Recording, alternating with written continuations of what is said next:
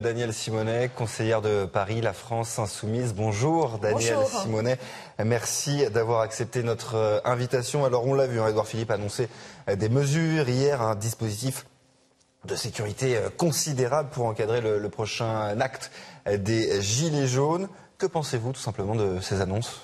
Déjà, on ne fait pas taire la colère d'un peuple avec des coups de matraque et des lois qui remettent en cause une liberté fondamentale qui est celle de manifester. Parce que finalement, si vous regardez les annonces du Premier ministre, c'est instaurer un fichier, alors sachant qu'on en a déjà plus de 40 des fichiers, et vous avez déjà un fichier qui existe et qui fiche plus de 40 000 personnes qui ont pu, à un moment donné, participer à des manifestations non autorisées.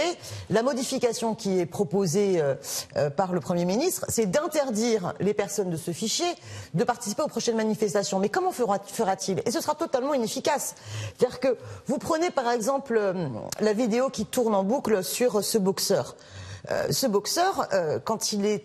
On le rappelle, un boxeur qui a rué de coups à plusieurs reprises un policier sur un pont de Paris. Voilà. Ce boxeur, à un moment donné, il nous a fait un témoignage hier, qui est assez d'ailleurs poignant, émouvant.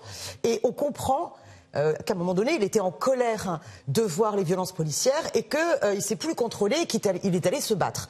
Et en même temps, il donne un message pour encourager les citoyens à être pacifiques. Bon, typiquement, la loi du Premier ministre n'aurait pas empêché ce boxeur d'un moment donné déraper. Voilà. Donc c'est une aberration. Et surtout, c'est une remise en cause de la liberté de manifester dans ce pays. Donc c'est extrêmement grave. Vous avez un grand nombre d'avocats. Je pense à Monsieur Leclerc, l'ancien président de la Ligue des droits de l'homme, qui s'est exprimé contre, justement, auparavant, toutes les arrestations préventives.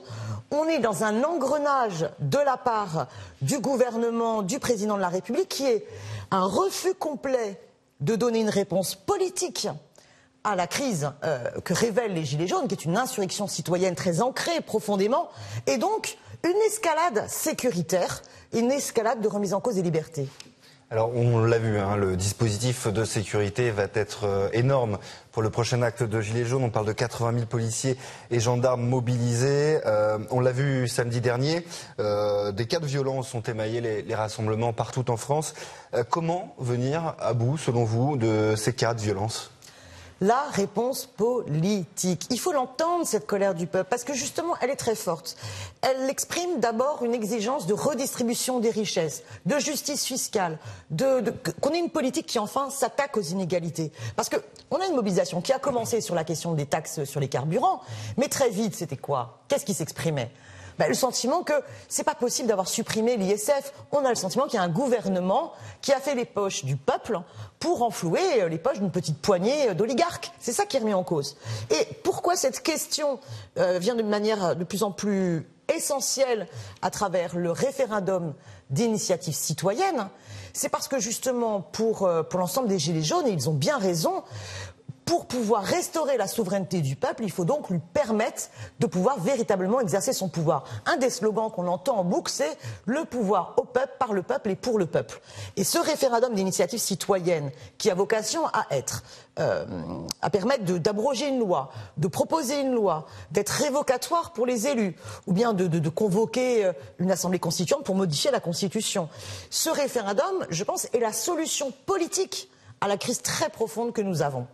Est-ce que vous pensez aussi que la sortie du Premier ministre va peut-être, encore une fois, électriser les relations entre certains gilets jaunes et le gouvernement ? Bien sûr, entre le président de la République qui a parlé de foule haineuse, Monsieur Benjamin Griveaux qui a assimilé finalement les gilets jaunes, les manifestants à des antisémites, des homophobes, puis le Premier ministre qui, comme seule annonce, propose une loi sécuritaire et qui vise finalement à, comme le disait Jean-Luc Mélenchon, à autoriser de ne pas manifester.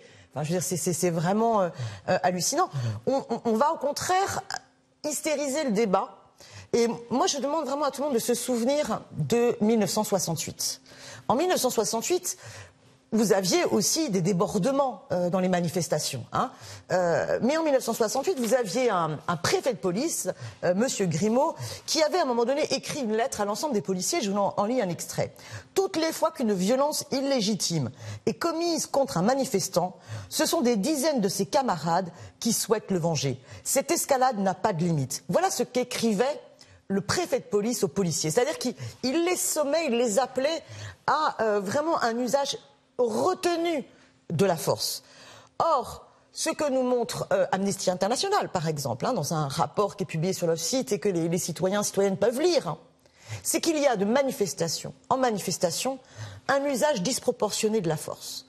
On a passé en boucle des images de violences commises par des casseurs ou des casseurs en gilets jaunes ou des gilets jaunes, bref. Mais regardons aussi les images du commandant de police de Toulon, qui par ailleurs avait déjà été sanctionné pour avoir frappé un de ses collègues, mais qui a quand même reçu la Légion d'honneur. Et là, on le voit attaquer une personne qui est contre un mur.